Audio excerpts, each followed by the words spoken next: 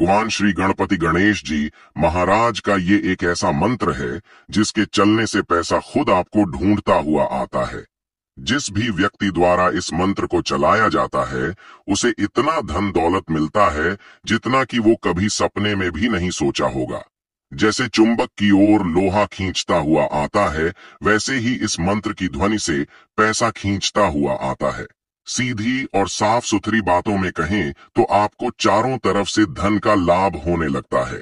आप जिस भी काम या बिजनेस में हाथ लगाते हैं उसमें लाभ होना निश्चित हो जाता है। हर तरफ से बस आपको लाभ ही लाभ होता है और बस कुछ ही दिनों में लाखों नहीं करोड़ों रुपए के भी मालिक बन जाते हैं। भक्तों, ऐसा माना जाता है कि इस मंत्र का उच्चारण कभी भी व्यर्थ नहीं जाता है और उच्चारण करने वाले को निश्चित ही अत्यधिक धन का लाभ होता है। इसे सुनने के बाद उसे उसके मनमाफिक पैसा मिलना निश्चित हो जाता है। भक्तों, कुछ लोग इस मंत्र को सिर्फ आजमाने आते हैं और थोड़ा बहुत सुनकर छोड़ देते हैं और उन्हें कोई भी लाभ नहीं मिल पाता है। इसलिए आप ऐसी गलती बिल्कुल भी न करें। जब तक आप मंत्र को पूरा नहीं सुनते तब तक शायद आपको कोई लाभ नहीं मिले, लेकिन जैसे ही इसे पूरा सुनते हैं वैसे ही आपको पैसा मिलना निश्चित हो जाता है, वो भी बहुत जल्द। भले ही इसका एहसास आपको देर से हो, लेकिन होगा जरूर, ये तो गारंटी है। तो चलिए अब मंत्रों का उच्चारण करना प्रारंभ करते हैं।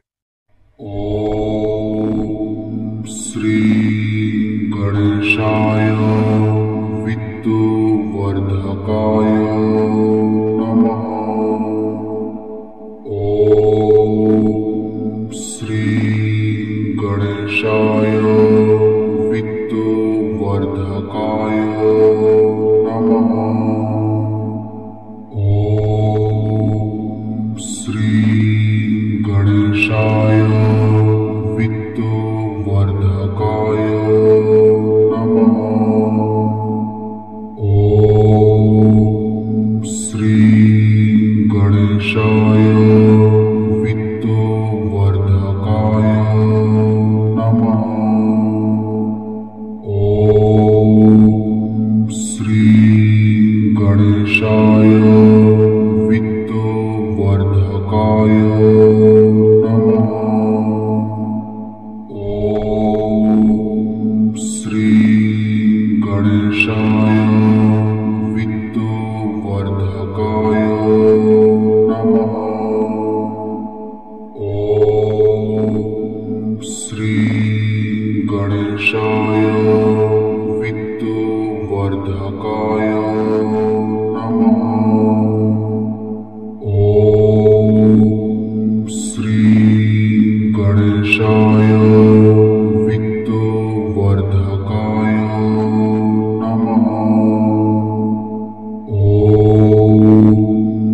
श्री गणेशाय विद्युवर्धकाय नमः।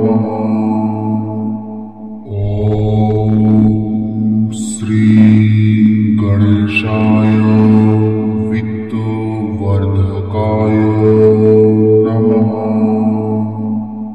ओम श्री गणेशाय विद्युवर्धकाय नमः। ओम श्री गणेशाय विद्युवर्धकाय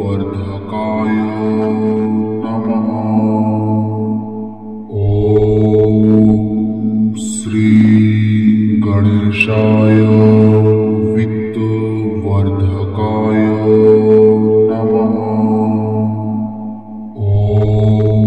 ओम श्री गणेशाय विद्युवर्धकाय नमः।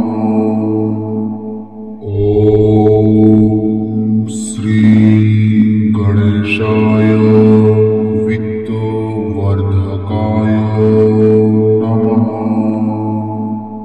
ओम श्री गणेशाय विद्युवर्धकाय नमः। ओम श्री गणेशाय विद्युवर्धकाय